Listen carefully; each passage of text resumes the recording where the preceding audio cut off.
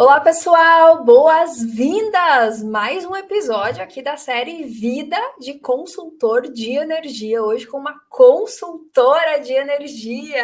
Ela que é membro da comunidade Energias também. Carioca. Olá, Gabriela! Muito obrigada por aceitar o convite.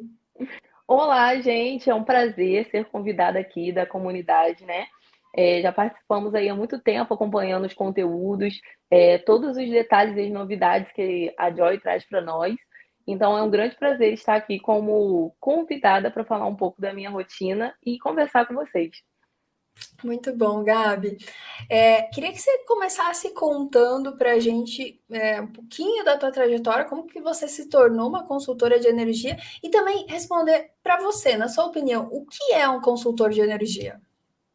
Essa colocação que você fez é muito interessante, justamente porque o sentimento que eu tenho é que eu me tornei uma consultora, não foi algo que era um objetivo, né?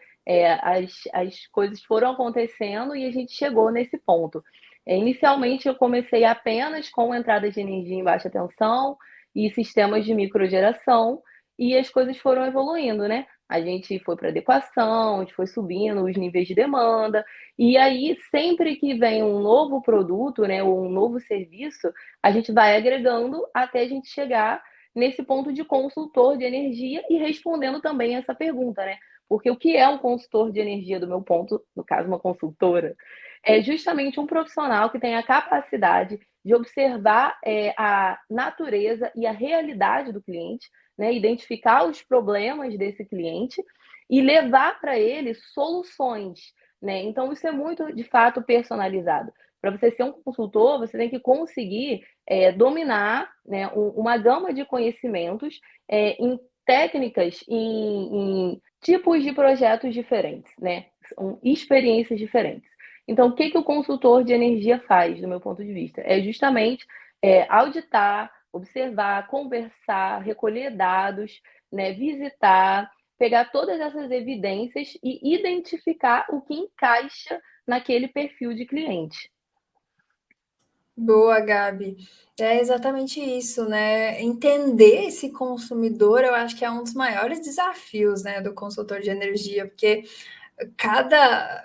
o que você falou, solução personalizada. Cada consumidor tem a sua rotina, tem as suas atividades, tem o seu processo dentro da sua empresa, dentro da sua indústria. Então, acho que um dos grandes desafios. E aí, já emendando outra pergunta, que habilidades que você acha que um consultor precisa ter para realmente se denominar um consultor de energia? Olha, um consultor de energia, ele precisa ter, do meu ponto de vista, uma boa comunicação, em primeiro lugar, porque ele precisa conseguir comunicar para o cliente, porque o cliente, de fato, não tem domínio técnico do problema dele. Muitas vezes ele nem sabe que tem aquele problema. Então, ele precisa conseguir ter essa didática, explicar isso para o cliente, vender também, porque no final das contas é uma venda, né? E ele precisa também conseguir se comunicar com a equipe dele, com a empresa dele. Então, eu acho que a comunicação é fundamental nesse aspecto. Segundo, eu acho que a dinâmica, e dinâmica em qual sentido? No sentido amplo mesmo. Você tem que ser uma pessoa que tem a capacidade de se ajustar às realidades do mercado, né? De tantas mudanças que sempre acontecem, está sempre estudando, sempre se atualizando. Tem que conseguir também se adaptar às questões de ambiente, às questões sociais, porque nós temos diversos tipos de clientes, nós temos diversos tipos de serviço, e cada um tem um desafio particular, tanto em termos sociais, né, quanto em termos de ambiente e em termos regulatórios. Então, você tem que ser uma pessoa com a capacidade de se ajustar, né, de ser flexível para cada atendimento que você faz. Assim, fora essas duas principais skills aí do consultor, eu acho que a capacidade analítica também, né? Tem que conseguir identificar bem problemas para enxergar oportunidades e soluções. Boa. Essa questão que você comentou da praticamente uma resiliência, né? Porque a gente está se Com acostumando com certeza. uma norma, com uma lei, com uma legislação. Ah, a burocracia é assim, assado, a especificação técnica é assim, de repente, pá, mudança regulatória, que uma coisa interessante também, Gabi, acho que você vai concordar comigo, que a mudança regulatória também muda o aspecto técnico, porque quando a gente fala, ah, não, eu só entendo de regulação, ah, não, eu sou engenheiro, só entendo da parte técnica. Você precisa saber dos dois, você precisa fazer essa junção, porque uma mudança regulatória vai interferir lá no aspecto técnico também. Gabi, e conta assim um pouquinho da sua rotina. O que que você hoje como consultora faz? Quais serviços que você oferece? Como é que é a Gabi lá no dia a dia consultora? Nossa, é uma loucura. Vou falar a verdade. É uma loucura, assim, fora brincadeira, né? Eu gosto muito do que eu faço, mas é bem desafiador, porque hoje a minha rotina ela tá muito baseada em atividades que estão em locais diferentes, com desafios diferentes. Ou seja, por que isso, né? Porque eu tenho que fazer visitas técnicas, ou seja, eu tenho que realmente ir no local, eu tenho que colocar a roupa, né, o EPI, etc., e observar, entrar lá na entrada de energia, entrar na indústria ou onde eu preciso estar. Então, isso é um desafio. Eu preciso lidar com o fato de que eu preciso gerenciar a compra do cliente, o orçamento do cliente, a lista de material do cliente. Então, eu também faço isso.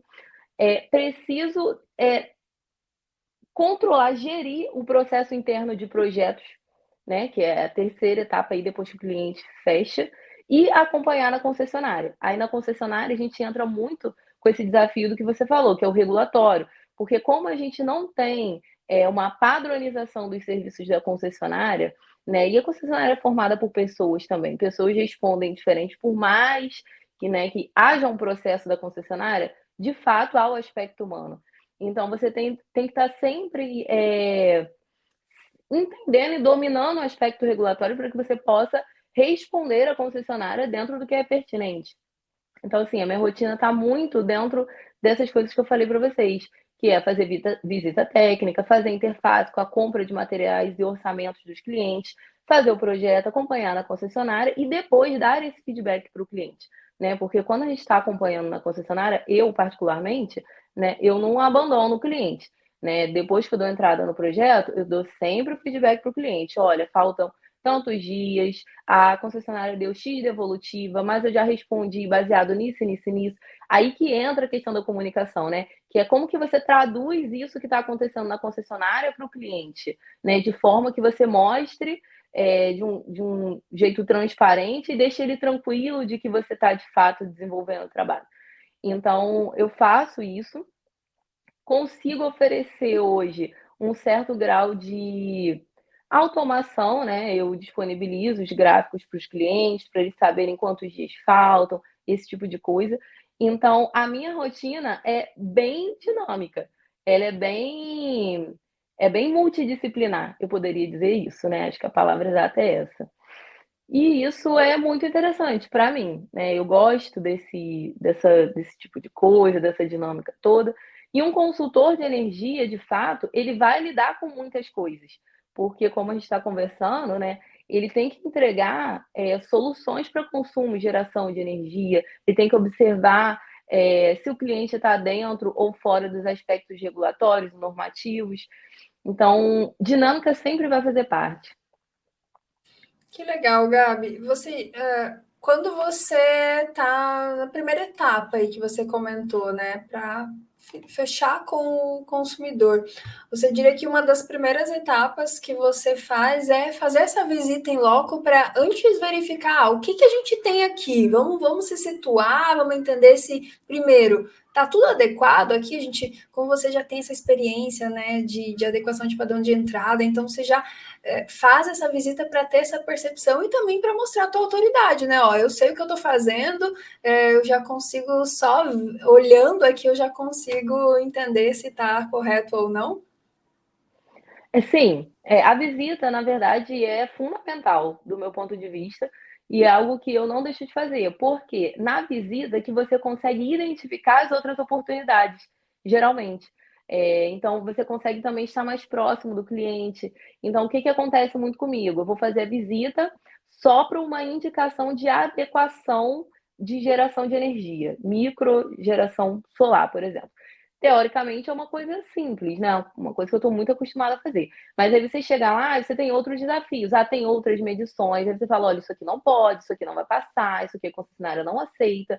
Mas a gente tem essa outra solução, deixa eu olhar a sua fatura direitinho, aí veja, ó, você está ultrapassando isso, não está aquilo. A gente também pode fazer uma adequação para você, te colocar no grupo A, fazer uma adequação da sua demanda. Aí você vê que ele tem espaço, que ele tem, né? E aí, você, o que você acha da mobilidade elétrica? Você já tem esse interesse?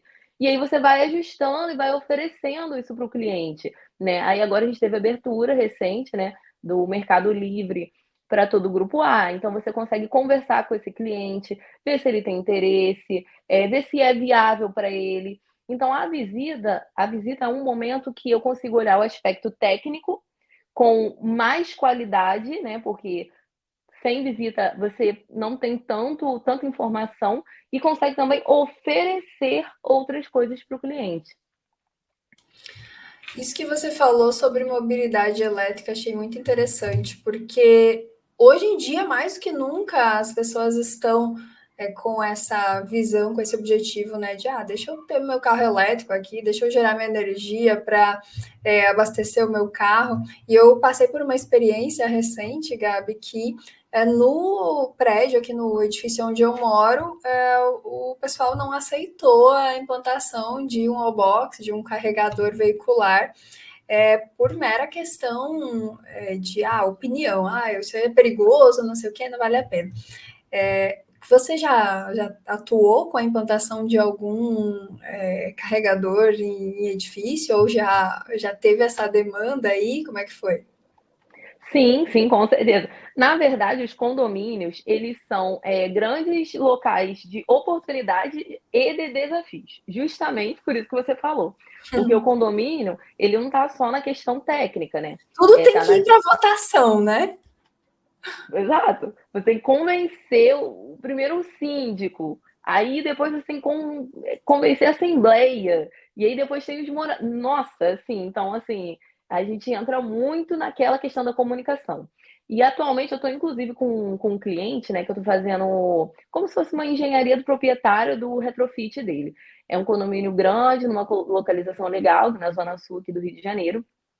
E a gente está justamente nesse ponto. Eles estão fazendo a reforma da entrada de energia. Eles têm 3 sistemas de microgeração solar, que são cobertura. Então, a gente já entra aqui, né, na concessionária Light, na questão da medição indireta dentro de um agrupamento de várias unidades consumidoras. Então, isso é bem legal. Eu gosto quando tem desafio. E ele já tem um carregador veicular no condomínio, né? Mas tem outros moradores que querem colocar outros carregadores veiculares.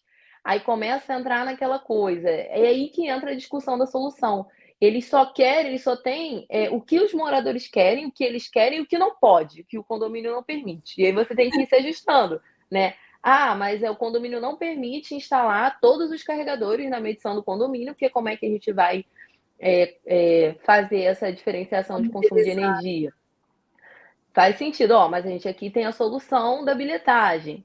Pá. Não, mas assim a gente não quer, porque cada um quer ter o seu carregador independente. Olha, vocês podem colocar em carregador independente, porém a gente vai ter um ajuste da demanda em XYZ. Mas são muitos carregadores, nós podemos fazer um gerenciamento disso. Como que vocês preferem? Então, a gente está nessa conversa com o condomínio, né? E aí a gente entra no aspecto técnico. Eu consigo oferecer as possibilidades e também no aspecto financeiro. Então, acho que esse é o grande X do consultor de energia, é conseguir explicar o que pode tecnicamente, conseguir conversar com o cliente a respeito do que ele aceita ou não. No caso, um condomínio é muito mais difícil, porque tem 1 milhão de regras, né? E conseguir falar sobre esse aspecto financeiro também, fazer essa viabilidade. Olha, isso aqui é mais caro, isso aqui é mais barato, esse aqui é o desafio de um, esse aqui é o desafio de outro. O que você quer? Na minha concepção, na minha experiência, né, nos meus cases, isso aqui funcionou melhor, isso aqui não funcionou tão bem. Então, isso é uma coisa que é bem típica do consultor de energia. Agora, com mobilidade vai acontecer muito. Nesse condomínio, o pessoal quer colocar 10 carregadores veiculares. A gente fica, Nossa, gente, 10, você acredita? E na Light ainda tem isso, né? O regulamento do consumidor mudou recentemente, aí tem um mês. E eles publicaram que o fator de demanda vai ser igual a 1. Então, você imagina que você vai considerar sempre alteração de demanda para um fator igual a 1. Tem alguns casos que não vai fazer muito sentido, entendeu? Não faz muito sentido. Então, assim, a gente vai fazer o quê? Retrofitar todo mundo? Essa é a conversa que a gente começa a ter com a concessionária.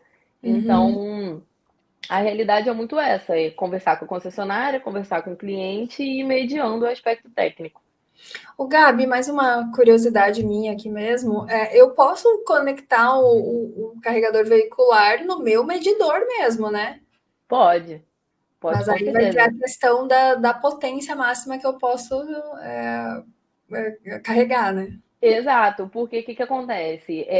O carregador é uma carga, né? É uma carga. Aí você tem que tem que poder, em termos de demanda, conectar essa carga. E se você está num condomínio, o condomínio tem que permitir você fazer essa obra aí, porque dependendo de onde você vai instalar, se você quiser instalar na sua garagem, por exemplo, será que você tem garagem fixa? Entendeu? Porque esse condomínio que eu tô, por exemplo, lá não tem vaga fixa. Tem 10 moradores que querem instalar, mas o condomínio não permite ter vaga fixa. Só que, se você instala um carregador na tua vaga, você quer aquela vaga só para você, certo? Com certeza. Então, então entram essas coisas aí. Aí alguém surgiu com uma ideia de vou instalar em todas as vagas, gente. Nossa, já tá difícil de uma, duas, três, imagina. Mas, tecnicamente falando, é isso aqui, E outra, mas imaginou todo mundo carregando ao mesmo tempo? Qual é a demanda que vai ter que ser contratada? com certeza. E na verdade, essa conversa é muito legal. Essa é uma conversa que eu gosto de ter. Eu gosto de provocar essas discussões técnicas, vamos dizer assim. Eu acho que elas acrescentam para todo mundo. Inclusive, até, né, tô dando uma cutucada já na concessionária aqui do meu lado. Como é que você faz? Você vai considerar fator 1 para todo mundo? Todo mundo quer botar carregador veicular. Entendeu? Não pode. Aí tudo bem que a gente tem as questões de carga no sistema de distribuição, aquilo, etc. Mas são desafios, né, do setor. E Gabi, você comentou que você trabalha com a Light, né? Imagino que você trabalha com a Enel e outras distribuidoras aí do Sudeste. Tem muita diferença entre as distribuidoras? Com certeza, com certeza. Inclusive, eu diria que essa é uma das minhas principais dificuldades hoje, porque entre as distribuidoras nós temos muita diferença de regras, nós temos muita diferença em como isso é apresentado para o consumidor. Nós temos regulamentos de consumidores que têm 400 páginas, a Light é um dos maiores aí, que vai fazer quase 400 páginas. Tem outros que têm 200, tem outros que têm 100, etc. Então, você não consegue consultar as informações. E até mesmo a terminologia, às vezes, é diferente. Então, isso dificulta um pouco o trabalho, sabe? Nossa, isso é um problemaço, né? Porque às vezes você está no teu padrão de projeto ali, vou mudar de distribuidora, agora tem que mudar toda a terminologia, todas as nomenclaturas. Com certeza. Principalmente, por exemplo, nesse momento, eu estou no momento agora que eu estou padronizando todos os meus processos internos, criando todos os indicadores, todos os checklists, né, automatizando de fato o processo para conseguir ir para outros desafios internos da empresa. E o fato da distribuidora não ter padrão me atrapalha muito, né? Porque em termos de documentação, em termos de treinamento interno de pessoas, Tem que ser um isso para se, cada distribuidora. isso se torna muito mais demorado. Até porque a gente tem que ensinar, né, tem que entender e ensinar assim, o detalhe ali. Aqui no Rio o pessoal chama do bizu, né? Isso aqui passa, isso aqui não passa, entendeu? Então é muito difícil, sabe? Eu acho que isso é um grande desafio para todo mundo que trabalha com distribuidora. Legal, Gabi. Que outros desafios assim você hoje como consultora enfrenta? Olha, eu tenho enfrentado muito esse desafio. Acho que todo mundo que trabalha com o mercado de energia está também enfrentando o desafio regulatório, né? Que a gente sabe que o que estava regulado era isso aqui, né? Mas não está acontecendo. Então você tem que ficar batendo naquilo ali. Isso também é uma grande dificuldade e é algo que não dá para todo mundo fazer. Tem certas reclamações que você tem que fazer, que no caso eu tenho que fazer, eu não consigo delegar isso, entendeu? Então, isso acaba me fazendo repensar as demandas. Então, isso é um fator bem desafiador. E, assim, um fator particular é ter que lidar com o empreendedorismo versus engenharia, né? Boa. Isso daí com certeza é um A desafio. gente, a gente não aprendeu na faculdade, né? A gente não aprendeu nada disso, a gente teve nenhuma disciplina, poucas, né? Talvez uma que outra relacionada a isso, mas perto do universo que se tem que dominar, porque quando você é um consultor, uma consultoria em energia, você é um empresário, você precisa gerir, como você falou, processos, equipe, então me identifico também com esse seu desafio, viu? E aproveitando, você falou em automatizar processos, aí que ferramentas você acha úteis aí utilizar em relação a isso? Você usa o Trello? Eu gosto bastante de usar o Trello aqui para alguns processos. O que você usa aí? E não, uso o Trello, acho que todo mundo usa o Trello, né? O Trello é uma gestão visual muito legal, uso o Trello. Eu tenho os meus Trellos para controle, o Trello de projeto, o Trello, então tenho os Trellos aqui, né? Excel todo mundo usa, não tem jeito. Eu uso um CRM também de gerenciamento de ordens de serviço, funciona mais ou menos desse modo, e aí eu consigo depois analisar, né, o quanto eu gastei de HH em X tarefas, quantas tarefas eu realizei dentro de tal tempo. Então, assim, isso é bem legal. E o Power BI, atualmente eu tô assim, é uma ferramenta que já tem algum tempo, ela não é tão, não é nova, não é novidade, mas eu tô focando muito no Power BI, Que porque legal. eu consigo me comunicar com muitos dos meus clientes hoje através do Power BI. Ou seja, né, o que que eu percebi que é a dor do cliente? Ah, o cliente ele precisa saber quanto tempo falta para eu atender ele em tal serviço ou quanto tempo falta para a concessionária atender ele em tal serviço, né? Aonde que está esse projeto? Está em terra? Esse projeto está na concessionária? Isso está em obra de rede? Quanto tempo falta para essa obra de rede terminar? Quanto tempo falta para a gente emitir o orçamento? Então, assim, o cliente, ele quer saber isso. Ele quer saber isso de fato. E eu aprendi isso, vou ser sincera, na dor. Ouvindo os clientes falando, olha só, quero saber e tal. Eu entendi, não, eu tenho que falar com o cliente não tem que falar comigo. Né? O meu telefone não pode tocar, o meu cliente tem que estar com a informação. E eu entendi que o Power BI é uma ferramenta que está me ajudando muito nisso, porque eu lanço a minha base de dados, né, libero esse acesso para o cliente e ele enxerga lá em tempo real, né, com a base atualizada, claro, aonde que está, quanto tempo falta. Então, hoje eu estou focando bastante nisso. E para todos os outros processos internos também. Processo de vendas, processo de controle, enfim, tudo isso. Nossa, que legal, Gabi. Muito interessante isso, utilizar o Power BI como uma ferramenta de acompanhamento de processo para o cliente, porque é uma ferramenta muito visual, né? Então, eu imagino que tem ali um esqueminha mostrando quanto tempo, uma barra de progresso, né? Algo assim. Isso, é exatamente essa a ideia. E assim, para o cliente em si não tem muitos gráficos, não. Ele quer ver 3 gráficos lá e tudo mais, mas ele já fica mais calmo, ele fica Sim, mais feliz, entendeu? muito bom. Então, é isso. Conta pra gente algum case que você trabalhou ou está trabalhando. A gente gosta de ouvir histórias aqui também. Olha, gente, é tanta história, mas assim, as minhas histórias mais legais, né, vamos dizer assim, são as brigas com concessionárias, que acho que todo mundo que trabalha com concessionária adora contar. Aconteceu isso, aquilo e tal. Mas enfim, vou focar nos clientes. Hoje eu tô com 2 clientes que eu tô achando assim que eles vão ser, né? Vou colocar eles na estrelinha top 5. Um cliente, hoje é um cliente que tem uma mini geração, quase meio mega. Ele tem uma blindada, né? Que é uma subestação, né, convencional blindada, é concessão light. Ele tem um consumo de energia, um volume de energia que tende a dobrar, então a gente está vendo a viabilidade para botar ele como autoprodutor. Só que a gente tem muitos desafios nesse cliente, por quê? Né? Ele está com esses praticamente meio mega aí não vou poder expor o cliente aqui, né? Mas metade desses meio não está homologado. Então a gente sofre muito com aquela questão de ele tinha um sistema que foi homologado, a empresa X fez essa expansão e não avisou a distribuidora, não homologou isso na distribuidora.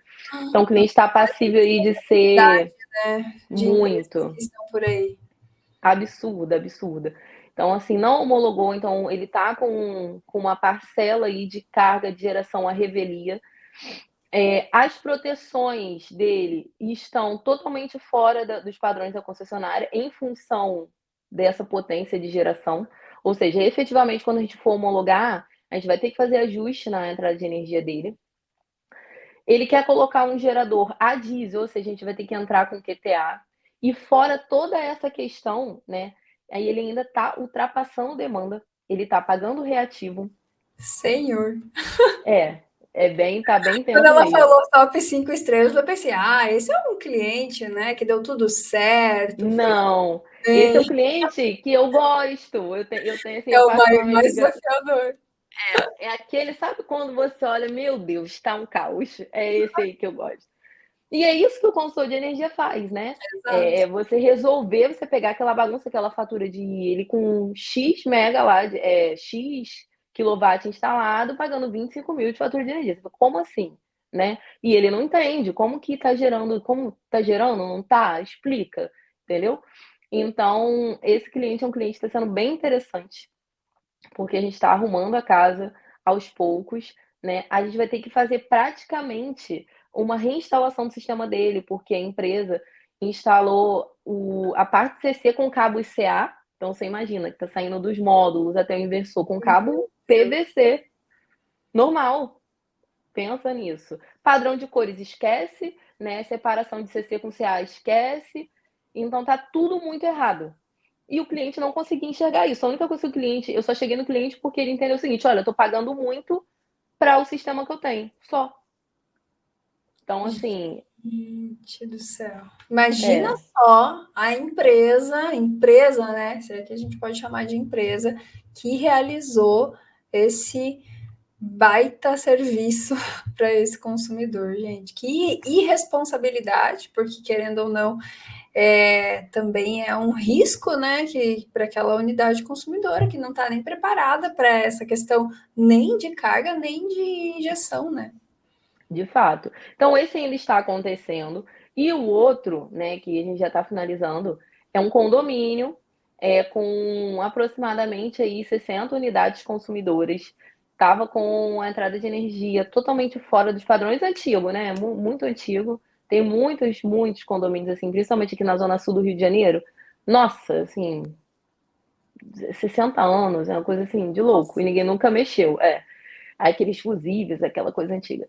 E assim, foi um super desafio conseguir convencer esse cliente por conta do investimento que a gente teria que fazer nesse retrofit.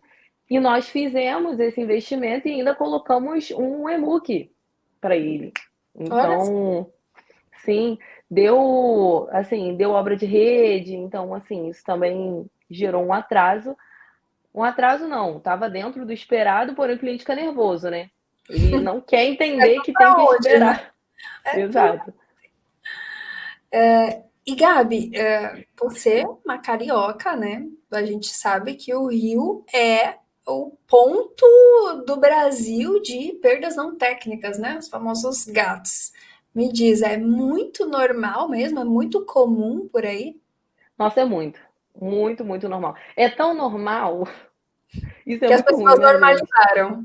Não, é tão normal que eu costumo brincar, eu falo que eu tenho essa especialidade também, de identificar perdas não Que técnicas. bom, que susto, gente. Achei que ela ia dizer, não, tá aqui na minha carteira de serviço de consultora. Imaginou? Não, eu costumo dizer que eu obtive essa especialidade porque, assim, ia sem ir no lugar, a pessoa manda foto e tal, aí eu pergunto, qual cabo? Qual que é para... isso aí tá Não, tá. errado. Isso aí é alteração à revelia, hein? Isso daí não tá certo. Não dá erro, não dá erro. Se eu for no local, então esquece. Aqui no Rio todo mundo fala esquece para tudo. Mas é muito comum. principalmente nas regiões, assim, Baixada, Zona Oeste, a gente tem muito, e isso também gera um desafio, porque às vezes o cliente precisa da solução, mas você ainda tem que vender para o cliente que ele precisa retirar, mudar uma X situação dele, tá? Que não necessariamente é um furto. Às vezes pode ser uma inadequação que ele esteja na entrada de energia, por exemplo, porque ele fez uma alteração de carga à revelia, entendeu? Que ele precisa ajustar isso, só que isso tem um valor. Aí temos que vender que ele precisa, né, fazer aquela adequação. E aí é onde entra a minha opinião nesse sentido, né? Não é uma questão financeira, não é uma questão só de vender o serviço que eu quero vender, é uma questão de sistema. É muito importante para o funcionamento do sistema elétrico que as entradas de energia estejam corretas, entendeu? É muito importante que a gente forneça a informação correta para a concessionária. Num futuro que a gente não sabe qual vai ser, né? Buscando aí o D, né? Dos 3D da transição energética, né? Da digitalização, a gente precisa adequar, não adianta, gente. Então, sem falar em termos de segurança, você chega às vezes no local, o risco de incêndio ali é absurdo. Então, isso não é sobre venda para mim, é sobre mostrar para o cliente que realmente isso é uma questão de qualidade, de segurança, entendeu? Muito bom. Agora, para finalizar aqui, muito, muito gostosa essa conversa, mas dá aí alguns conselhos para as pessoas que estão querendo otimizar a sua consultoria de energia, que estão querendo criar a sua consultoria de energia com base numa história parecida com a sua, assim, que eu já domino aqui padrão de entrada, já domino aqui geração distribuída, agora qual é o próximo passo? O que você diria para essas pessoas? É... Uhum. Olha, eu diria o seguinte, considerando que esse profissional, né, essa pessoa que está começando nessa trajetória já tem algum conhecimento de algum serviço dentro do mercado de energia, exemplo, como você colocou, microgeração, alguma coisa nesse sentido, eu diria para ela se especializar de fato ainda mais nisso que ela domina, com certeza, entender o aspecto regulatório. Hoje, você não trabalha tão bem no mercado de energia sem entender aspecto regulatório. Tem que ter essa base. Não é só a técnica, não é só o disjuntor com cabo. Não adianta. De fato, a gente tem que estruturar isso. E, com certeza, eu diria para já desenhar algum processo, mesmo que seja alguma coisa muito pequena, de vendas e de controle. Né? Nossa, CRM custa tantos mil. Não, gente, começa no Excel mesmo, entendeu? Eu diria para isso, controle os seus clientes, controle as suas vendas, controle os seus prazos, porque eu gostaria de ter feito antes, entendeu? É algo que eu percebo que faz muita diferença mesmo na qualidade de atendimento e na prospecção.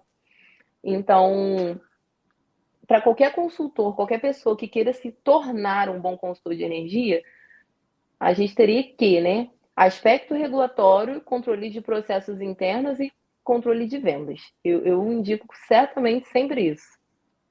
Que legal. É muito bom isso, ver a opinião de cada um que a gente entrevista aqui, todos se complementam e essas dicas que você passou foram sensacionais. Pessoal, obrigada a todos que acompanharam aqui e Gabi, muito obrigada pelas suas contribuições, você enriqueceu muito aqui a nossa série e vamos deixar os seus contatos aqui também abaixo desse vídeo.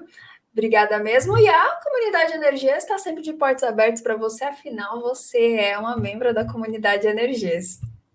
Muito obrigada, foi um prazer. E estou disponível também para todo mundo aí. Me sigam e espero ter ajudado. E você que quer se capacitar, quer aprender cada vez mais sobre soluções energéticas, se tornar um consultor especialista em energia, venha para a comunidade Energias, que é a sua plataforma de conhecimento em consultoria e energia. Até o próximo episódio, pessoal. Tchau, tchau.